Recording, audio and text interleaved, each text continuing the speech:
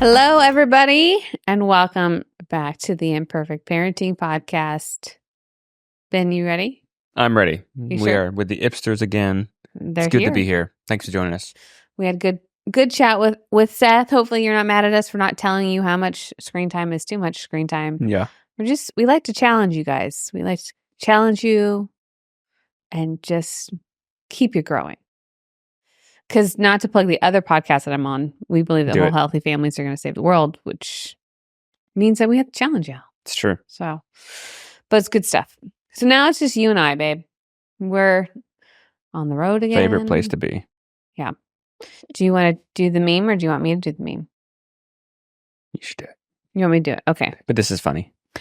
It's an image of it's really drafts don't have Zoom calls, so it's reflecting what adults giraffe. Okay. Thank you. We'll get into that later.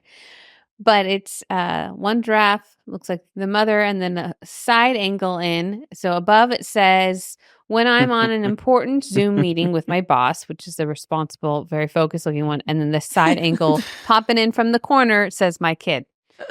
I always think of that news. Absolutely. That newscaster guy that was during COVID crazy. And he's in there doing an interview with a suit jacket and tie, and then his kid comes in, and then his second kid comes in with like a little whatever this little like walker thing is, and he's banging into everything, and then he's just trying to keep a straight face, and his wife comes crawling in, pulling the baby back out of it. It's basically this. And then I think he gets up and closes his door and he has shorts on. Yes, he does. So we've all been there.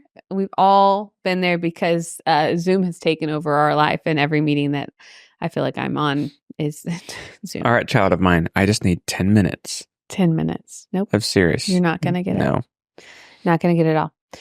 Well, we've discovered that we don't always get to the questions that you have, so we're changing it up a little bit. I don't think you'll mind because we're answering your questions up front. So we thought we'll do the meme, we'll laugh, have a good time. We'll answer your question, and then we'll get into the meat and potatoes. The topic. Potatoes. Do you say potatoes? Potato. I'm not sure what I say when you say it like that. Is it potato? Potato. You don't know. Potato. Tomato. You say my tomato. Goodness. Welcome to our podcast on language. Yeah, we've been backstaging talking about different words, so you'll get it eventually. It'll come out, and banana will be relevant. So it's all right. You ready for the question? I'm just recovering right now. Okay. Yes. Can I read it to you? Or you want to read it? Go for it. Do you have a plan in your heart? All right, here we go. The plan in my heart is to be here with you right now. Stop it. Everyone just gets to hear us fall in love every day. All right. This is a question for Imperfect Parenting. That's what it says. Thank you. I'm looking for some advice or encouragement on my situation. My situation is that I have three kids and one more in the way. Congratulations. 4, 2, 2. And due in June. I guess that's twins, hopefully. And due in June. My 4-year-old has always been a listener, but as of lately, he is much more defiant, beginning to push against anything I ask him to do and tell him not to do. I'm looking for phrases to say or ways to approach him when he says no. Great word. I've realized that this is a whole lot of work, and I strive to take the time to talk and calm myself down in the process. But holy moly, it's harder than I thought. I give myself grace in knowing that I'm in a survival season, or trenches, as Brittney says. But I don't want to lay poor groundwork, especially with new baby on the way. Any suggestions on how to manage the chaos and get my kid to listen and not make myself crazy? Thank you for reading. We read the whole thing and love the material is how they ended. Here we go. Yeah. I mean, she's definitely got her hands full because that's a lot of action. Yeah. And she's outnumbered and they're all little. So I would say that anytime we start to enter the world of power struggle, someone's looking to feel powerful. Yeah. So your 4-year-old likely has felt pretty powerful, and there's been a shift or a change.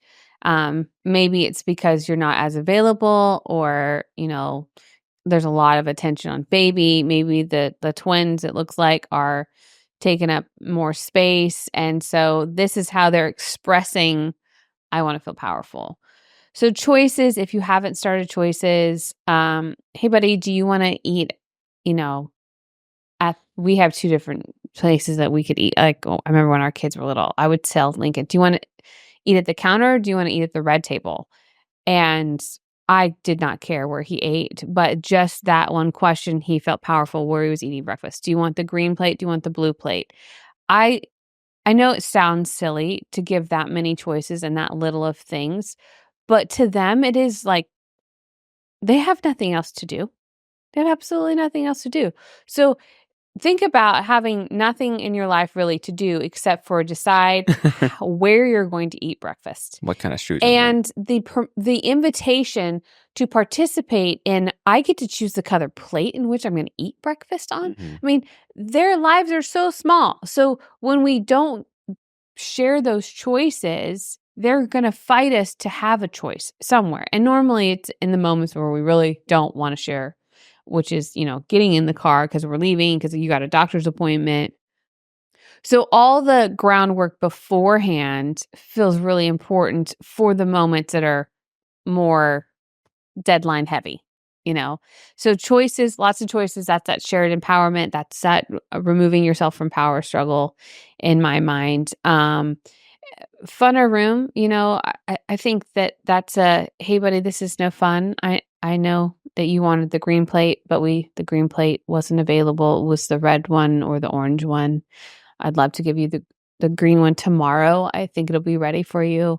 I know you're sad. Would you like a green cup instead? If I can not get sucked into their power struggle, if I can remain the adult, even though I'm tired, it usually goes better. Again, you've got a lot going on with those ones, and you're going to give choices like crazy, but helping your 4-year-old feel powerful in your presence is probably going to make your day go a lot smoother, especially if he's not doing it as of lately. Yeah.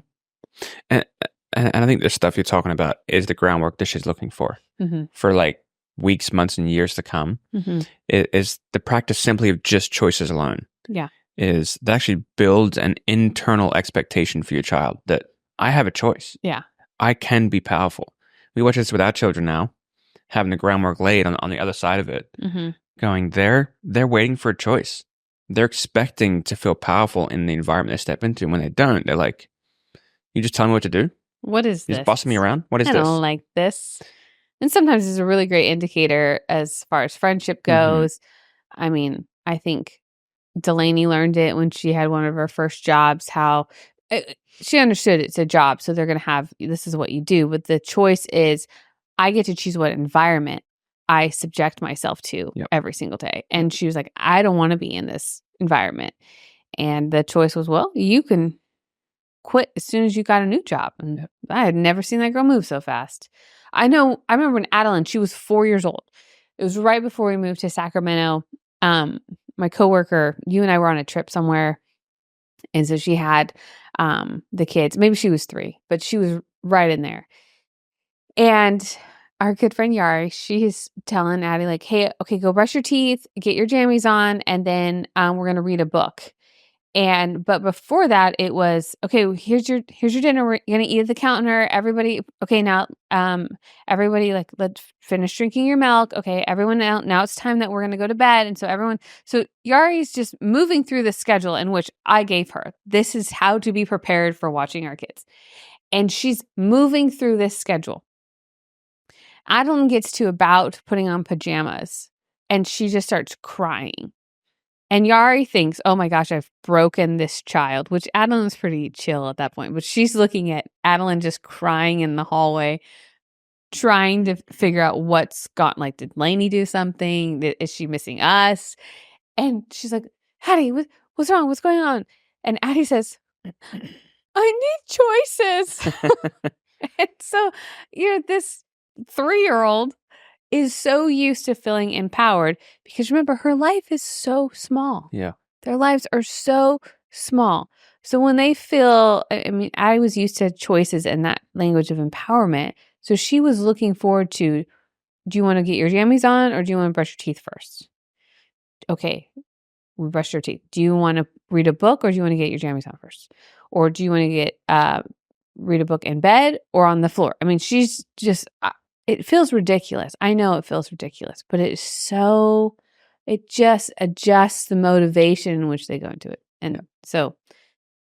And just to close this question out for this mom who's trying to work it out. I love that she's asking for help. Yeah. Is, if you give the choice, do you want to wear these pajamas or these pajamas? And she goes, no. Yeah.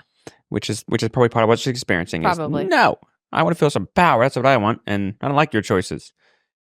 A great response to that is going to be, okay, you decide or I decide, which means we're going to move to a decision here. Mm-hmm. We're going to move to some follow through because this needs to happen. Right. This is what needs to happen to get to bedtime. The boundary is bedtime will be happening. But the experience of, I didn't choose, so you chose for me, sticks with her. So next time, when you say, you decide or I decide, she's going to go, I'm going to decide. Yeah. And all of a sudden, she's now feeling empowered to make a choice because she knows that there's consequence when I don't. And it is important that you stick with the choice that you originally decided instead of adjusting it back and forth, because that if you do go back and forth, it shows inconsistency and it shows that you're not really believable at what you say I have to do or what you say you're going to do. So if you're ready for, kind of upping your game and you think no is going to be on the table more than yes and participating, then I would wait to do this until your husband or your mom's around so you have some backup.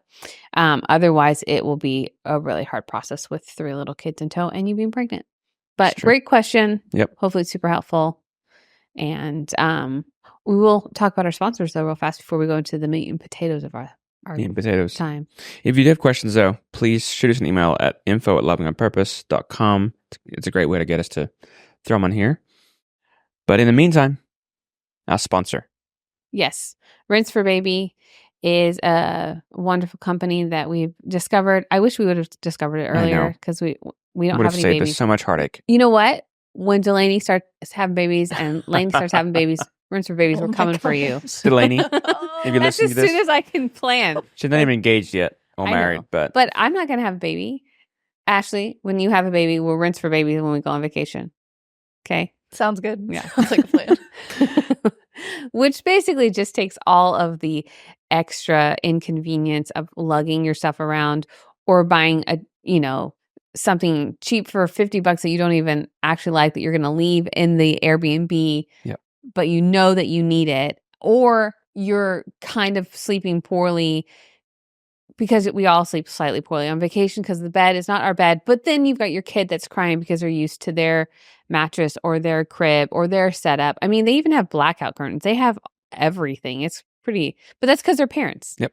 They're parents, they get it. They're in this serving realm. Parents we found this as an inconvenience of our life, and we tried to elevate our vacations and our travel experience. And they have nothing but the highest quality products. It's a white glove service. They bring it to you, set it up, meet you wherever you want to. It's like Uber baby stuff. It's totally awesome. Uber Black baby stuff. Uber Black, yeah. That's one of the Nixon of Uber. One of the quick stories, just to illustrate the heart they carry as well, is they tell us a story about one of the nicest hotels they ever went into, where they had baby stuff for people staying at the hotel to use, and it was not very nice stuff. It was not very well kept. It was just kind of shoved in a back closet.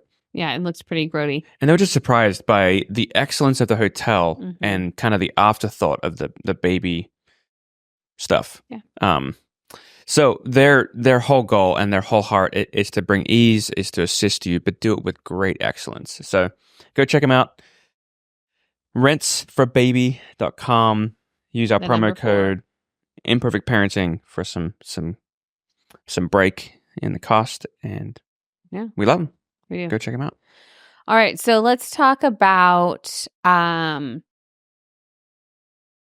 what do we do to not kind of be almost a rescuer for a kid, to jump in and to remove this element of pain. Because I think the last thing that any parent that I know of wants to see is their kid walk through pain, but it's not our job to remove the pain.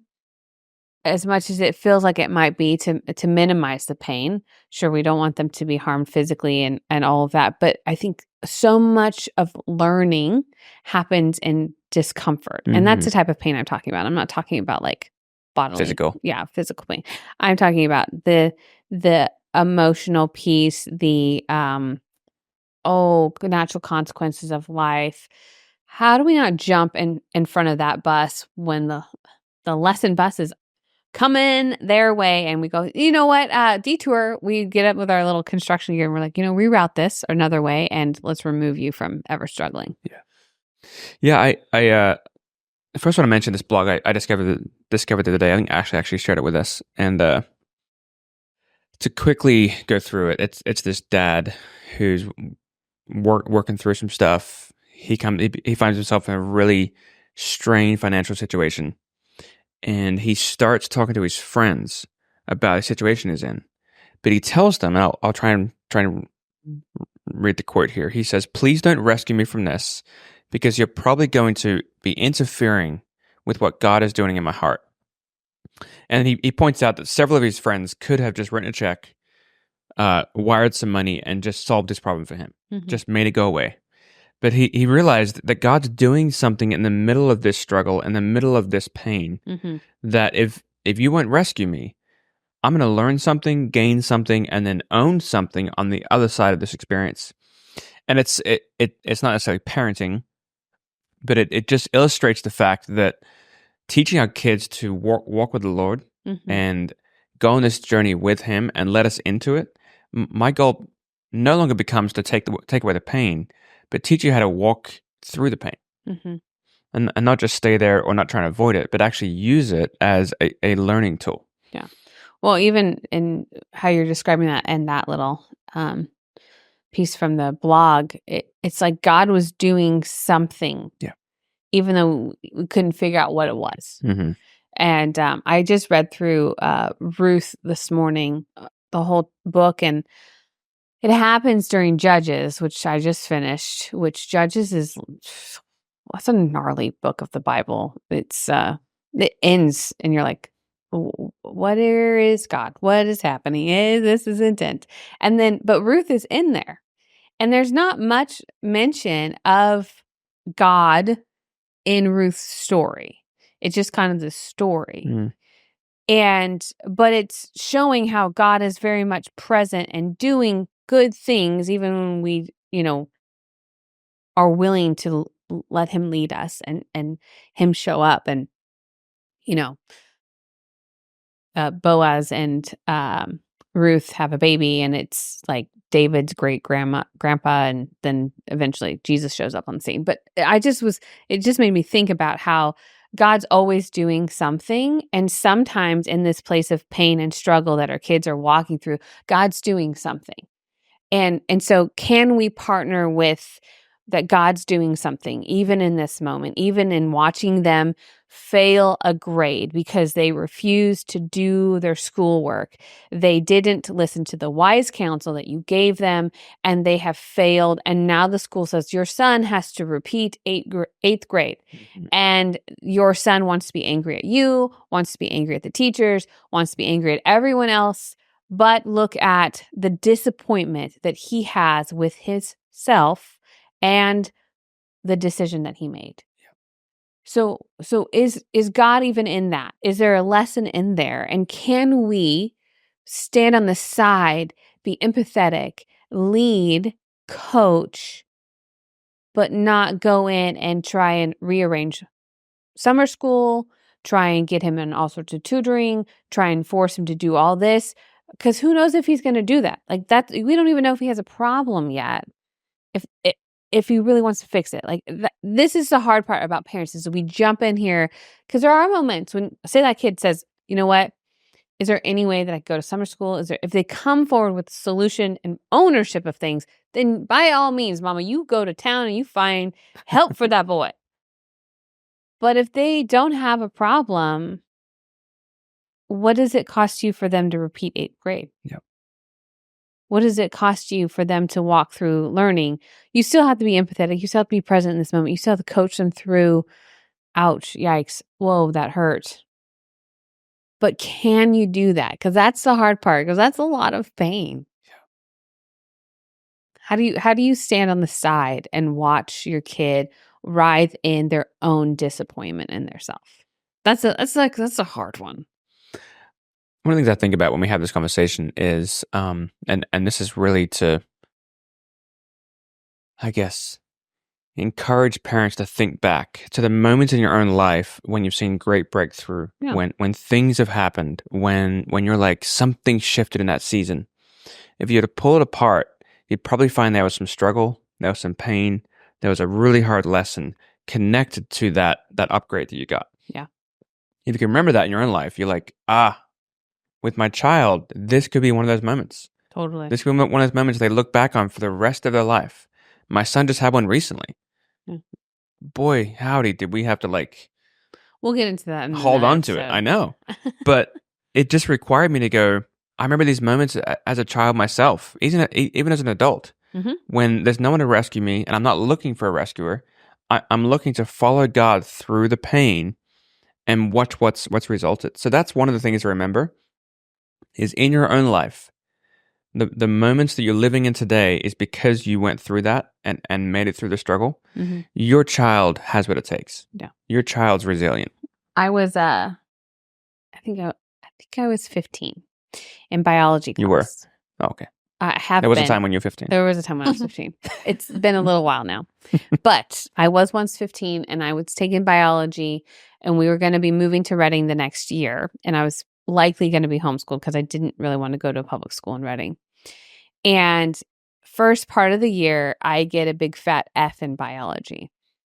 Now, I had a really great teacher, Mr. Cunningham. I don't know if you're still out there teaching, but you were super cool. But I didn't like biology. It was hard. It didn't make sense to me. I didn't put the effort in to learn it. Let's say that. So I remember getting an F the first half of the year, and my parents looking at me and going, that's a bummer. And I'm ready for, feel free to enjoy your Christmas vacation as soon as you figure out what subjects you're going to do and pay your, pay your punishment forward or listen to us. And like all my other friends got punished every time they got bad grades. Like they had to read more books, they had to do classes, they had to go in, all these things. My parents were, oh, that's a bummer for you. You thought it was an F, right? It's not an A, it's an F. It's not for fantastic. Yeah, it's not. And they said, you are welcome to fail biology as many times as you would like. Because you're welcome to take it as many times as it's required for you to graduate high school. It's like, I don't want to do this again. I hate it right now. I don't want to do this ever again. And so what happened was the second half of the year, I went into Mr. Cunningham and I said, okay, how do I whip this sucker out to not failing? Because I was sure that I was going to barely make it out with a C. And I did extra papers. I did all that because all of a sudden this problem was handed back to me. And I discovered belief in myself. I discovered grit that I didn't know I had. I discovered that this, really owning this problem and whose responsibility it was. I whipped out a B in biology. And that's what I ended with. All because my parents didn't jump in the way, email Mr. Cunningham, do all these things. It was a lesson that I was able to embrace and learn. Yep. And I still carry those lessons with me today. And because my parents didn't remove the pain from my life, they let me see it, hold it, and ask me what I was going to do with it. And sometimes that's hard with, you've got maybe a friend dynamic going on. It gets a little bit more, I don't know, it feels tender. It feels painful to see your kid get rejected. It feels sad to see when they've lost a friend. But, Seth's going to talk about emotional intelligence later on in the series. And, that ability to be with them, to process the loss, it in that painful moment that they're having, it only helps them. Like, it's like they're building a library. That's what it feels like, that they're building a library of their life experiences. And every book that they finish is like another level of their confidence unlocked. Another level where I faced something that was uncomfortable, that was scary, and you believed in me, you coached me, but you didn't do it for me. Yeah. So it's very different when someone reads you a book and you read it for yourself. I think that's what I this experiencing pain and kind of being able to be a good coach in this space does for parents and kids if you can do it. Yeah. One of the tools I think about often with this conversation that we have in our arsenal of Loving on Purpose is the books your mom put together. Yeah. Of you three children, Chicken Coop Kid, One of Those Days, and Shorts in the Snow. But they all illustrate in different ways this topic of how to walk with your child through a hard decision that you didn't do your chore. Or you're going to wear shorts outside in the snow. Which Delaney's done as well. Which she, yeah. And yeah, that's true. That's another story. Skirt, actually. Oh, sorry. Yeah. But it's just that they're great illustrations to put in front of your kids. You know, if you're reading books to them at nighttime, these are helpful because it just keeps in front of them like, wow, she made that decision. That happened. And then what happened? Oh my gosh. She learned something. She did the dishes next time her mom asked. And it creates this understanding of it's your problem. This is your pain. I'm with you. I'm going to walk with you. I'm going to help you, but I'm not going to rescue you. Yeah. So walking with my child and being there for them is different than rescuing and removing the opportunity. So this is something we talk about often in different ways around here. We kind of visit this topic, but it feels really important as parents, and this is hard to do. This is really hard to do, that we let our child have the weight of their responsibility, their decision, and their problem. But it's life-changing when done well. It is. So if you don't have the kids' books that we've got from Loving on Purpose, those are kind of fun ones, especially if your kids are so young. And don't be afraid to let them embrace some of that pain, because you never know who's hiding in there. It might be the Lord. All right. Thanks for listening, guys. We'll see you next time. Thank you.